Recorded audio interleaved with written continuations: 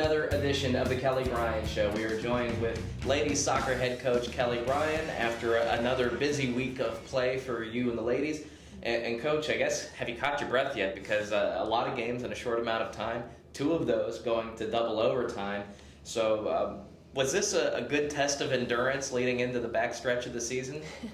Well, yeah, it's a lot of extra playing. 100 plus minutes is a lot of soccer, but great games. The draw with Otterbein was a great game in a different way because we came back and we were down, and we came back and we tied it up. A great goal by Maggie Smith, and we fought and we played extremely well throughout the overtime period. So it was a quality game all the way around. And then our DePaul game, we had the lead in that game. It was the opposite, and with 9 minutes or so, unfortunately, we gave up the goal and then didn't go our way in overtime. But it was still a great effort.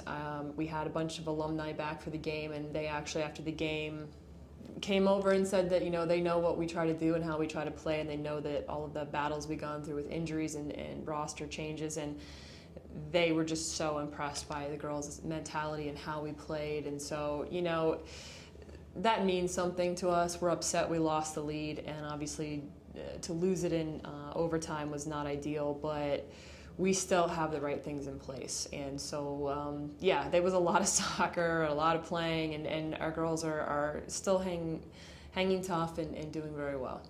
Well, and then last night you played Capital down at their place, and even though the decision didn't go your way in a 2-0 loss, the interesting part, I think, of that match was that Lauren Wolf, the starting goalkeeper for the ladies, came out and played the field. And so I kind of just wanted to let you elaborate on how that all went down and just talk about her performance playing forward at that point. Sure. Lauren had a great first half in goal, and we actually had predetermined before the game that we were going to split halves with Lauren and Alyssa Poolpole.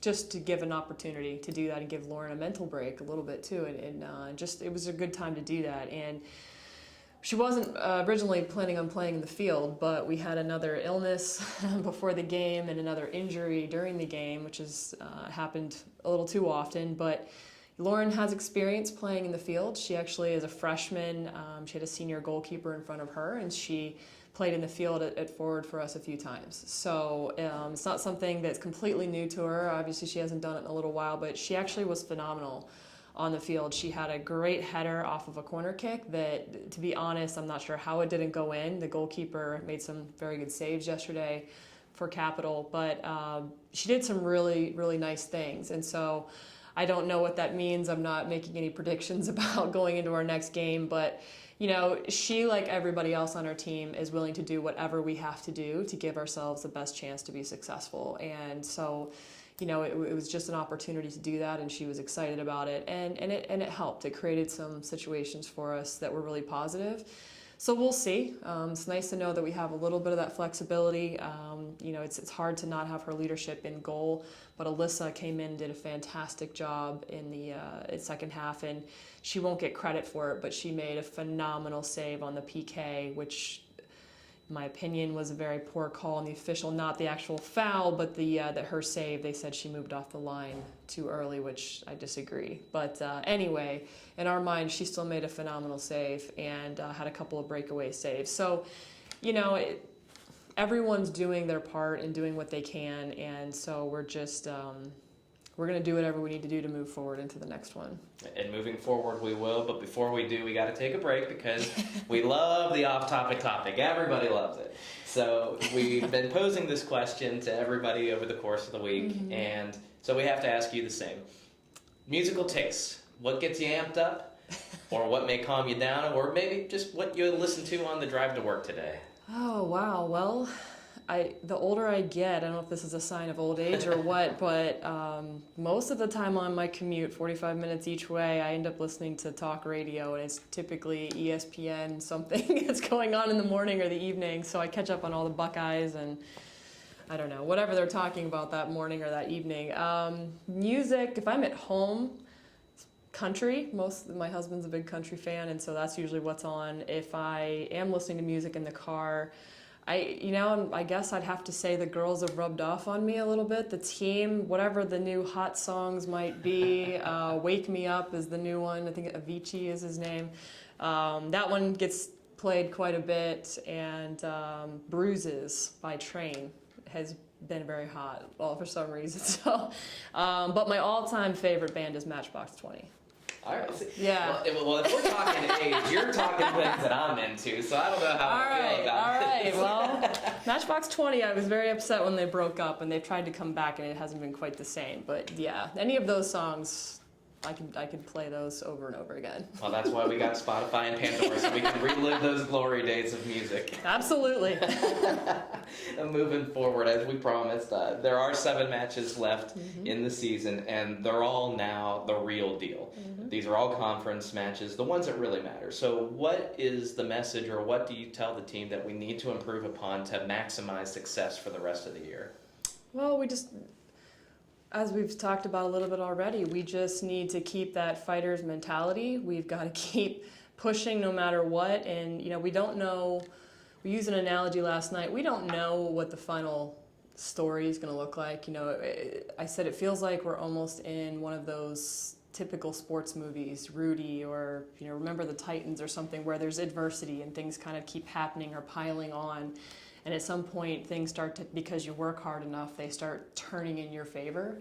And it feels like we're writing our own movie right now. And so when will things completely turn our way? We don't know the answer to that, but if we keep working hard enough and get smarter with what we do, on the field, smarter decisions defensively, if we can capitalize offensively, and we keep together and keep fighting, we can write the story that we hope for, and that's it. Hope is an amazing thing, and so we know it's not going to happen without doing the right things, but we are, and this is what matters. We have 7 opportunities left to really still do something great, and that's our mentality moving forward. No matter what we have to face, we're going to do it, and so I still have a lot of faith in our players. They have a lot of faith in themselves, and we really could do something great, and we know it's just going to be a battle each and every day. Also, the next result that is upcoming will be at Allegheny this weekend, and just talk about it's a big conference road game. The ladies coming off of the loss. What are going to be the keys to victory